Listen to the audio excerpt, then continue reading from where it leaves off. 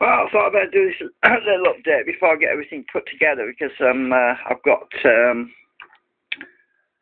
these two coils wound. Well, I've stuck a bit of tape on just to hold the wire, the middle wire, the centre tap, or the wire is centre tapped, just to hold it so I don't accidentally connect to that one, to that one that's underneath there. Well, I've got those two wires. I've got my ferrite cores on there. But I suspect most of the actuation is going to be done by the centre cores, which is this one. I've got this one wound. Just going to solder the wires. I've got my ferrite core in there. So I've got these two bobbins still to wind. These are the secondary bobbins. And the actuation coil will go in the middle, in between the secondaries at the top and the secondaries at the bottom. Now, a little update, yeah. Because of the bobbins drifting around, I printed these little things, and these are my little hollow tubes. So basically, I just drop these inside the ferrite cores, and everything stays together now.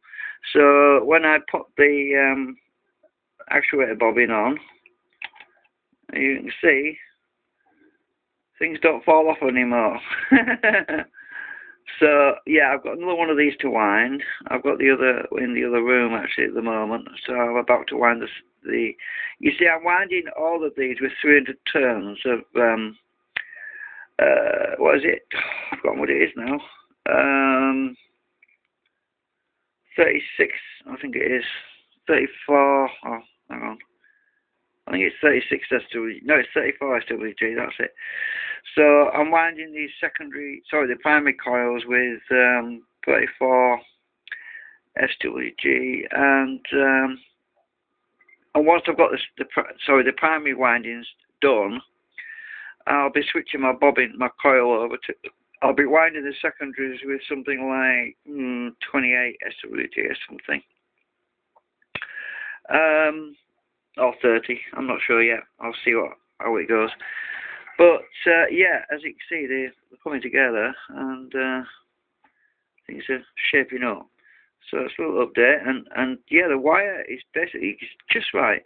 So 300 turns of wire on this bobbin, right? This primary actuator bobbin, and there's actually 300 turns on these two bobbins as well, on each one. So it will give me an equal amount of biasing on all coils, basically. But I expect that these will be assisting. Really, these are not going to be doing a lot of work, really, because because of the distance from the actual secondary coils. But they're going to assist with the flux shifting and shuffling around. Originally, I was going to use these for doing the work, but as it turned, doing some static testing, yeah, but there's going to be losses, and I think most of the losses are going to be at this end anyway. So I don't have to have these connected anyway. I can just leave them as passive if I want. Anyway, that's what I'm going to be finding out. That's what part of the test's all about. So, but the primary actuator coils are going to be this one and the one on the other side when I've wound it. So anyway, just thought I'd update you on that. So I've got to solder these wires on here.